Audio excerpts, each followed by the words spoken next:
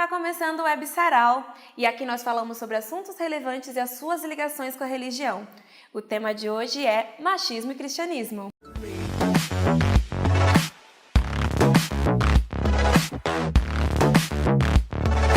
Vamos começar o nosso bate-papo de hoje. Eu estou aqui com a Gabriela e com a Joyce. Obrigada pela presença de vocês, meninas.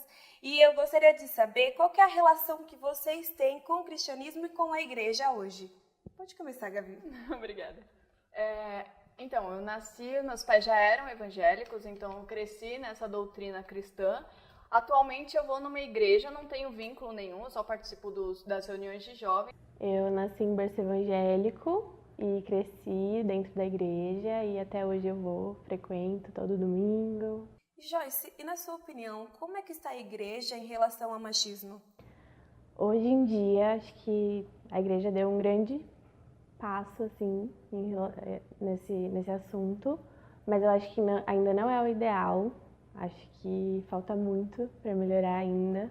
Para você, Gabriela, como que está esse relacionamento? Eu acho que o machismo é um termo bem atual, que está sendo mais discutido agora, e tem algumas doutrinas que são bem antigas, elas são bem tradicionais, que demoram um pouco mais de tempo para conseguir se adequar. Acho que é questão de tempo para se adequar, mas não que vá melhorar 100%.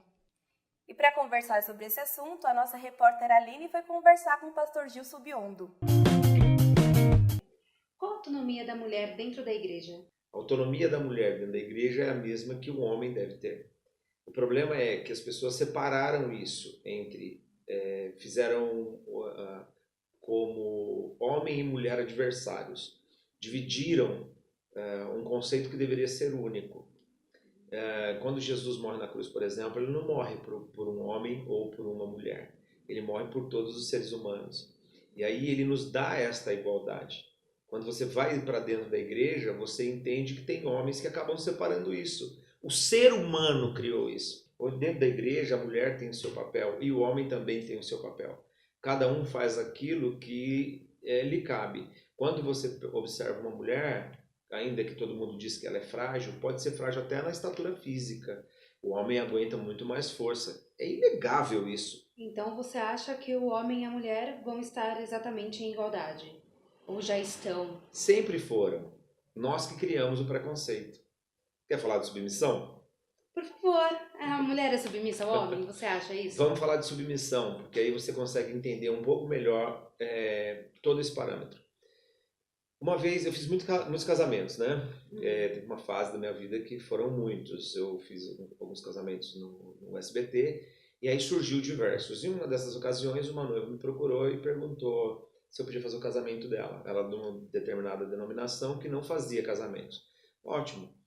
Só que chegou um dia de uma das nossas conversas, ela disse o seguinte: Gilson, eu tô com medo de uma coisa. Por quê? Eu queria que você pode falar o que você quiser no casamento, só não diga que a mulher tem que ser submissa ao homem. Eu falei, por quê? Ela disse assim, porque eu entendo que eu não vou apanhar a minha vida toda e ficar quieta. Submissão. Quando diz que o homem é o cabeça do lar e a mulher tem que ser em tudo submissa ao marido, é porque, culturalmente, da época, enfim, quando tudo isso é escrito, esse cara é o cara provedor do lar. É ele que sai para trabalhar e essa mulher cuida dos filhos. Aí, o que acontece? Vem a parte seguinte, dizendo assim, e vós, maridos, amai as vossas esposas assim como Cristo amou a igreja, lavando-a pela palavra, purificando, ministrando sobre ela, para que seja apresentada sem mácula, nem mancha ou ruga ou coisa semelhante. Antes, santa e irrepreensível. Qual é a missão do homem? Amar a sua esposa e dar a vida por ela. Mas no contexto não diz em nenhum lugar da Bíblia que você deve morrer pelo amigo, que você deve dar vida pelo seu discípulo, dar vida pelo seu pastor, dar vida pela ovelha, dar vida por ninguém. Mas esse texto diz que o homem tem que dar vida para a mulher. Por quê? E vós, maridos, amai as vossas esposas assim como Cristo amou a igreja. Cristo deu a vida pela igreja, entendeu? Gabriela, você viu que na entrevista ele tocou sobre o ponto de submissão. Você aí que ficou um tempo por fora da igreja, qual que é a sua opinião sobre isso? Então, eu vejo de forma cultural, como ele mesmo pontuou, mas para mim até hoje, ainda hoje, se o homem é o provedor da casa, ele sai para trabalhar e tudo mais, ele volta, a esposa está cuidando dos filhos, ela não tem nenhuma outra função, ainda assim ela não precisa ser empregada dele. Eu não vejo como ela sendo empregada dele. Eu vejo como cada um fazendo a sua parte numa forma de companheirismo. E para você, Joyce, você está inserida ali no meio da igreja, como você disse, bastante tempo. Qual que é a sua opinião sobre essa questão da submissão? Então, eu concordo totalmente com o que ele falou. Eu acho que o mais importante que as pessoas esquecem muito hoje em dia é o respeito, sabe? Tanto no feminismo quanto tipo, no machismo, assim, as pessoas tendem a escolher um lado, sendo que o lado é o de todos, sabe? Você não consegue ter um casamento feliz se você só fizer o que você quer ou...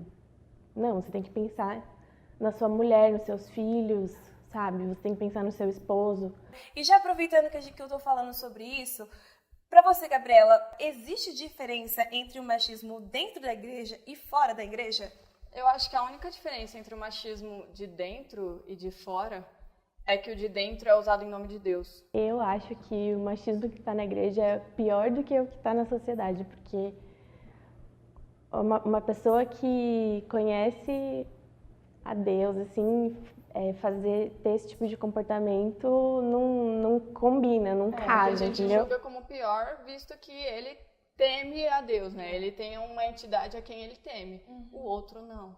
Ele utiliza esse artifício em nome de Deus para, talvez, sei lá, para dizer que tem mais peso. Bem claras as opiniões de vocês, meninas. Mas, assim, nós também temos uma entrevista com a Sara de Paula, que eu gostaria que vocês vissem nesse momento. Sara, conta pra gente como que é o seu trabalho no blog. Bom, obrigada, Jussara, por essa oportunidade de conversar sobre isso.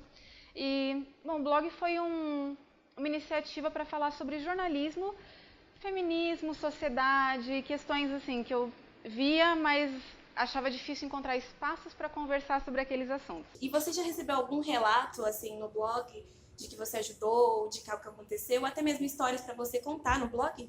Eu recebo, às vezes, mensagem em inbox, recebo com uma certa frequência, recebo bastante comentário bem positivo e bem negativo com relatos.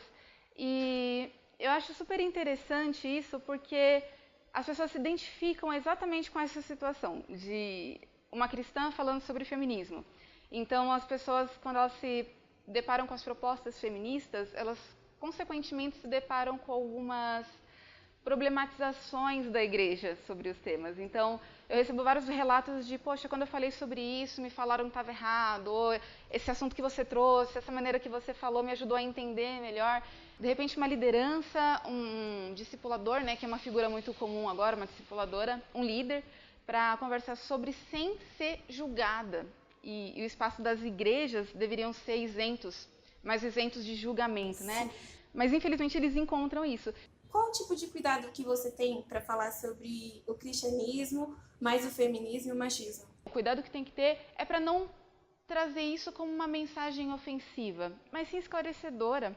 Porque quando a gente chega em uma comunidade de fé, a gente fala, isso aqui é machismo, hein? Você está sendo machista. Primeira coisa que você vai ouvir é falar, nossa, essa pessoa ela está fora de ordem, essa pessoa ela está querendo causar encrenca, ela está querendo causar dissensão no meio da igreja, divisão, e não é isso. Nós sabemos que o número de mulheres dentro da igreja é bem superior ao número de homens. Porém, na liderança é sempre os homens que estão ali no cargo de pastor ou qualquer outro cargo que nós digamos que é de cargo de liderança da igreja. Por que você acha que isso acontece?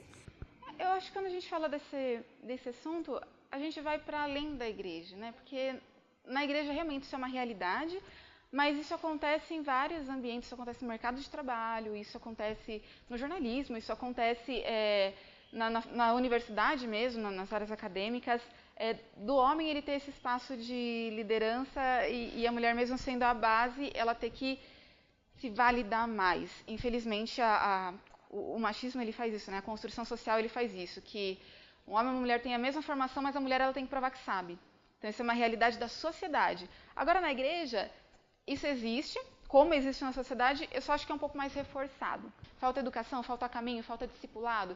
Falta, no culto das mulheres, as mulheres conversarem sobre, gente, vamos fazer uma formação teológica aqui. E não, gente, como é que você vai ficar bonita pro seu marido hoje?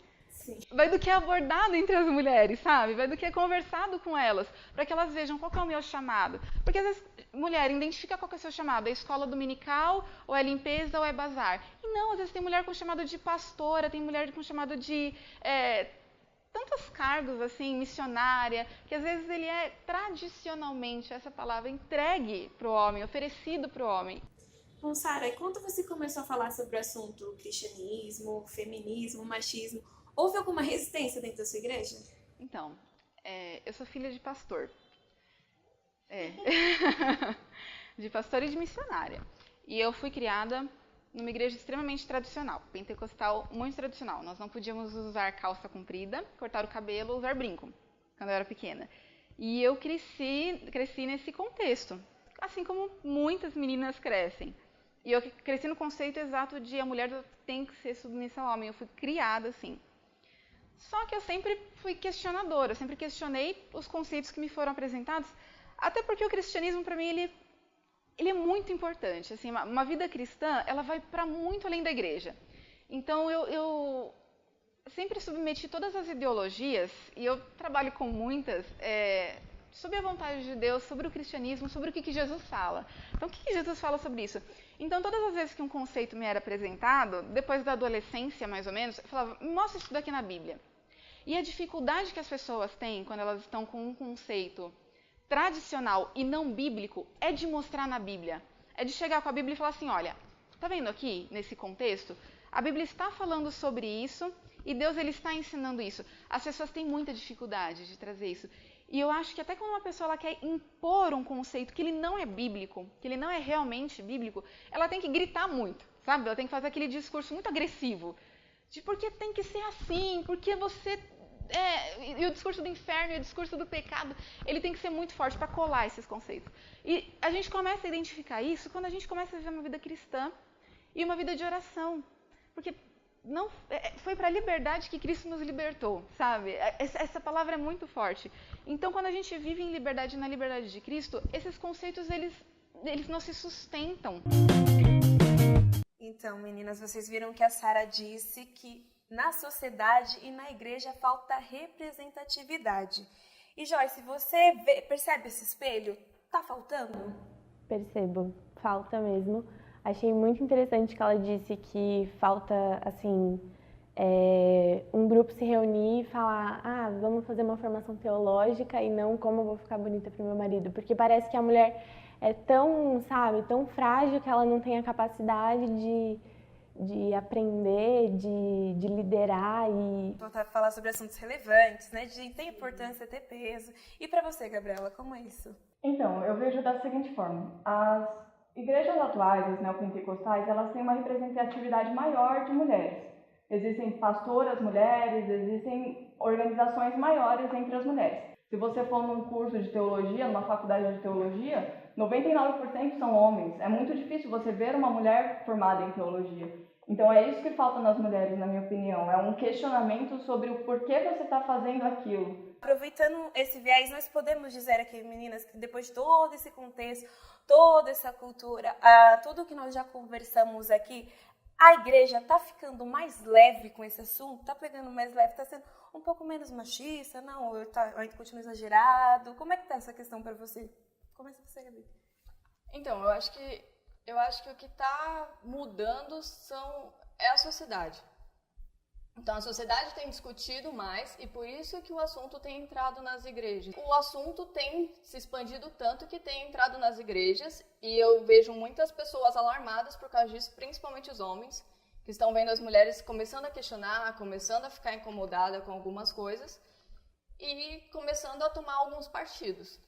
Eu acho que não só a igreja está ficando mais leve nesses assuntos, eu acho que o mundo está ficando menos pesado, que mais leve eu acho que não, ainda não, mas está ficando menos pesado, a gente está começando a abrir os olhos para assuntos que são muito importantes. Bom, meninas, obrigada pela presença de vocês e esse foi o nosso Web Sarau. Não se esqueça de curtir o vídeo, compartilhar o link e acessar o nosso podcast, tá? Tchau!